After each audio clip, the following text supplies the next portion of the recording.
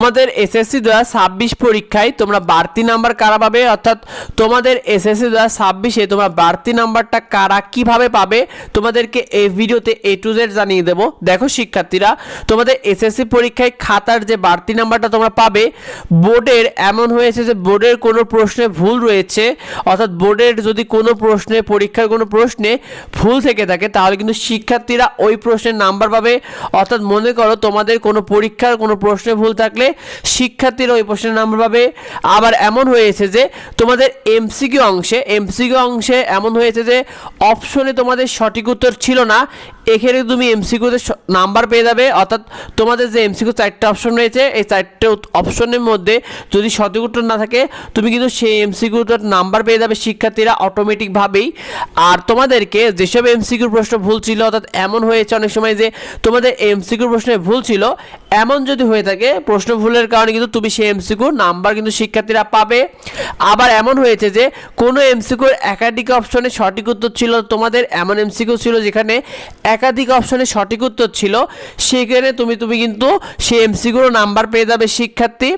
তো তোমাদেরকে একটা বিষয় জানিয়ে দিই, তোমাদের এসএসসি পরীক্ষায় গ্রেস নাম্বার নিয়ে যেটা নিয়ে অনেক বেশি কনফিউশনে রয়েছে, অন্য বছরগুলোর মতো অর্থাৎ অন্য বছরগুলোতে কিন্তু গ্রেস নাম্বার একটা বাড়তি নাম্বার একটা বড় সুযোগ ছিল, তবে এবার অন্যান্য বছরগুলোর মতো কোনো সরাসরি গ্রেস নাম্বার বা বাড়তি নাম্বার দেওয়া হবে না। যার মূল কারণ হলো 2025 সাল থেকে কিন্তু সরাসরি গ্রেস নাম্বার বা বাড়তি নাম্বারকে বাতিল করা হয়েছে। কারণ 2025 সালে শিক্ষাবর্ষ যখন ছিলেন তখনই কিন্তু এই গ্রেস নাম্বার বা বাড়তি নাম্বারকে বাতিল করা হয়েছে, এবং এই বছর কিন্তু শিক্ষামন্ত্রী স্বয়ং নিজে জানিয়েছেন যে তোমাদের কোনো গ্রেস নাম্বার বা বাড়তি নাম্বার দেওয়া যাবে না। শিক্ষার্থী, তোমাদের এসএসসি পরীক্ষার সৃজনশীল খাতাতে দেখো, সৃজনশীল খাতায় যদি তুমি এমন হলো যে তুমি 21 অথবা 22 নাম্বার পেলে যেখানে 23 পেয়ে পাস, অথবা দেখা গেল যে তোমার সৃজনশীল খাতায় 15 বা 16 পেলে যেখানে তুমি 17 পেলেই পাস করতে, অর্থাৎ 1-2 নাম্বারের জন্য যদি তুমি পাস করতে যদি এরকম সুযোগ থাকে, সেক্ষেত্রে শিক্ষকরা কি করবে, তোমাদের খাতাগুলোকে আবার রিচেক করে দেখবে যে তোমার কোথাও কোনো নাম্বার দেওয়ার সুযোগ আছে কিনা। নাম্বার দেওয়ার সুযোগ থাকলে তোমাকে নাম্বার দিয়ে শিক্ষক পাস করে দেবে।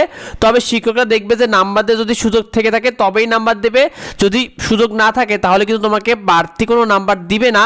এই বিষয়টা মাথায় রেখো শিক্ষার্থী, কারণ শিক্ষকরা চায় না যে তুমি ফেল করে যাও বিনা কারণে, বা তাদের কারণে তারাও চায় যেন তুমি পাস করে যাও।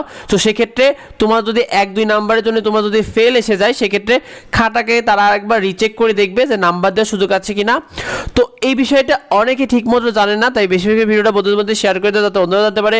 নিয়মিত ফ্রি শিট ও সাজেশনগুলো পেতে অবশ্যই আমাদের সাথে যুক্ত হও। আর দেখা হয় পরবর্তী ভিডিওতে পরবর্তী আপডেটে। ধন্যবাদ সবাইকে।